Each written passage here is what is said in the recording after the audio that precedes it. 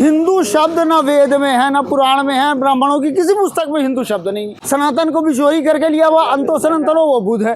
मोदी जी महान है, शक्तिमान है, वो तो अभी पत्थर में भी प्राण प्रतिष्ठा कर देते। 15 से 20 लाख रुपए यूं ही हमें मुफ्त में दे दिए, अच्छे दिन हमारे पूरे चले आए। अरे पाकिस्तान तो मोदी जी जा रहे हैं, बिरयानी खा के वो आ रहे हैं, हम यहाँ 5 किलो राशन पर आश्रित है। कावड़िया आते हैं तो आप फूल बरसाओ, नमाजी अगर रोड में नमाज पढ़े तो आगे पुलिस वाले लात मारते, ये है आपकी पुलिस। अरे हमारे तो घर तोड़े जाएंगे, हमें तो गाय खाने के नाम पर मारा जाएगा, हमें तो सब कुछ किया जाएगा। हम भारत में third class citizen. Lawrence Bishnoi एक वो वांटेड क्रिमिनल होते हुए वो कर सकता है, ये हमारे अरविंद केजरीवाल एक सिटिंग सीएम होकर वो अपना बयान नहीं दे सकता, अपना कुछ एक लेटर तक नहीं लिख सकता। ये है न्यायिक चरित्र।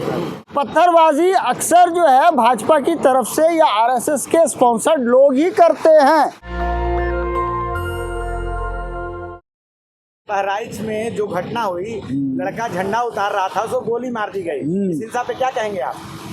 देखिए, मैं आपके सवाल पे आऊँ उससे पहले मैं ये कहना चाहूँगा, जब से भारत में मोदी जी की इधर देखिए, जो सरकार आई है एनडीए की या भाजपा की या आरएसएस की, 2014 के बाद से भारत पूरी तरह से थियोक्रेटिक ब्राह्मणिकल हिंदू राष्ट्र बन चुका है, जिसका संविधान ही मनुस्मृति बन चुकी है, जिसके ज़रिए से आज भारत में न्यायपालिका, कार्यपालिका, विधायिका यानी कॉलेज, यूनिवर्सिटी, जुडिशरी और इसके अलावा जो प्रशासन है, पुलिस प्रशासन है, पूरी तरह से चूँकि ब्राह्मणों के हाथ में है, इसलिए जो है भारत में ये सब कुछ हो रहा है। और मैं बहरीच पर सही बात मैं बता रहा हूँ, हिंदू गांव नहीं, आप हिंदू राष्ट्र की बात कर रहे हैं। नहीं तो वो आप कह रहे हैं ना, लेकिन अब जब देखिए, जब पार्लियामेंट के अंदर ही जैसे गंगवार साहब जो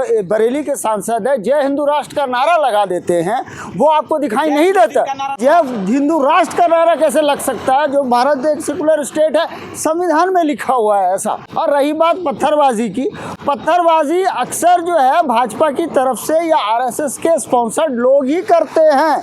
और ये कोई जो है योगी जी के आने के बाद तो यहाँ पे बुलडोज़र चलना, पत्थरबाजी करना, षड्यंत्र करना, गाय काट कर, जैसे मंदिर में अयोध्या का घटना भी हमको पता है, उसके बाद जो है और भी कई घटनाएं ऐसी घटी हैं। तो यात्रा निकल रही थी और जी, पत्थरबाजी करने वाला कौन है? जी बस उन्हीं का, वही तो मैं कह रहा हूँ कि पत्थरबाजी करने वाला, षड्यंत्र कराने वाला वो पकड़ा नहीं गया, लेकिन गोली मार दिया फटाफट, वो भी आ गया कि किसने मारा, क्यों मारा, कैसे मारा, चिन्हित करके एनकाउंटर ना, कर दिया गया है। चिन्हित करके नहीं, चिन्हित करके नहीं। देखिए क्या होता है, विवेक तिवारी जब मारा जाए, यहाँ पर आप जोड़ के चलिएगा, विवेक तिवारी मारा जाए, उस पर आपकी मीडिया वाले बहुत चिल्लाएंगे, लेकिन जब यादव मरेगा, जब मुसलमान मरेगा, जब कोई SC ST का मरेगा, उस वक्त आपको याद नहीं आएगा।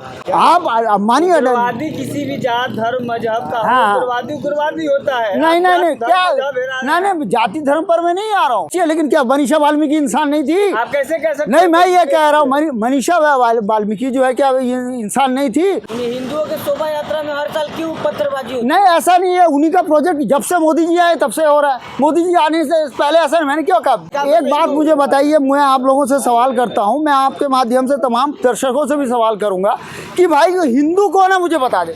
हिंदू शब्द न वेद में है, न पुराण में है, ब्राह्मणों की किसी पुस्तक में हिंदू शब्द नहीं, पहली बात। दूसरी बात, सनातन भी जो है, सनातन को भी चोरी करके लिया, वो अंतो सनातनो वो बुध है। अजय मिश्रा टेनी का बेटा आशीष मिश्रा मोनू अपनी गाड़ी से पुलिस के सामने जो है इसको रौन देता है ना, किसानों को रौन देता है, ये भी हमने देखा है।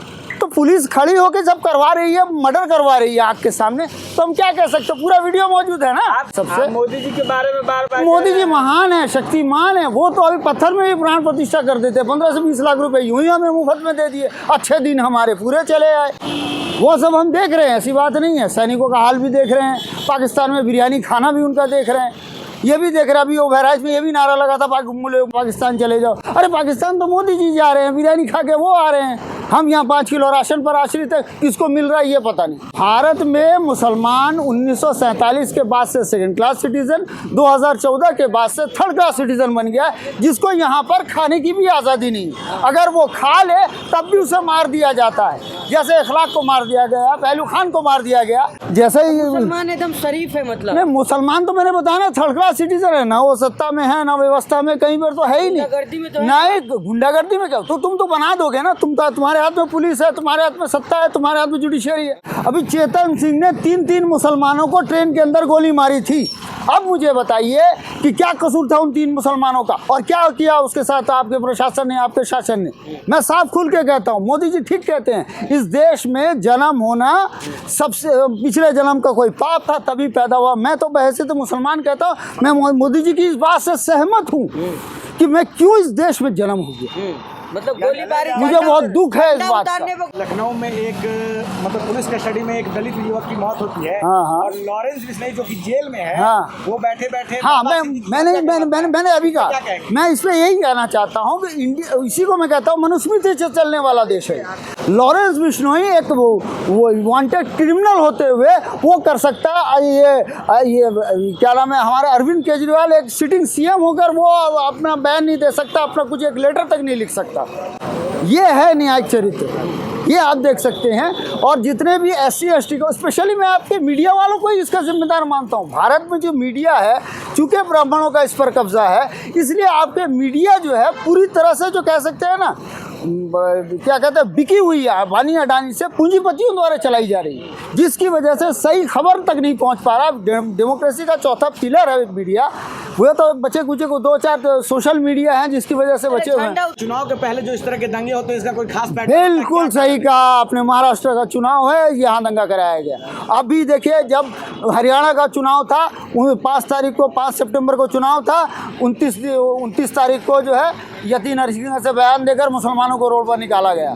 यति नरसिंह सरस्वती पिछले 8 साल से नबी करीम सल्लल्लाहु अलैहि वसल्लम की शान में गुस्ताखी कर रहा है, हमारे नबी की शान में वो गुस्ताखी कर रहा है, और उसको आराम से छोड़ दिया गया, उसको नज़रबंद के नाम पर रखा गया। सरकार सीधी चाहती है भाई, जो मुसलमान हैं, जो SC ST OBC, जो गोल्डन समाज है, ये जो बहुसंख्यक समाज है, वो जो है उनका गुलाम बन के रहे। वी एंड आवर नेशनहुड, ये किताब गुरु गोलवालकर जो RSS के दूसरे सबसे बड़े चीफ हैं, उन्होंने लिखा था। उसमें यही कहा था कि 5% लोगों के पास भारत की पूरी अर्थव्यवस्था होनी चाहिए, बाकी 95% को आपको गुलाम बना के रखना है। उसी चीज़ को मोदी जी इस बार इम्प्लीमेंट कर रहे हैं। मोदी जी का भाषण आपने सुना? हाँ, मोदी जी जो उन्होंने कहा था कि अपने जीवन में कभी हिंदू मुस्लिम नहीं किया। नहीं, वो तो हिंदू मुस्लिम कितना कर गए, ये आप खुद ही देख लो। मुसलमानों को मंगलसूत्र से क्या लेना देना, जो उन्होंने पब्लिकली बोला। सबके विकास की बात तो मंगलसूत्र का कब मुसलमानों ने की जरूरत पड़ी?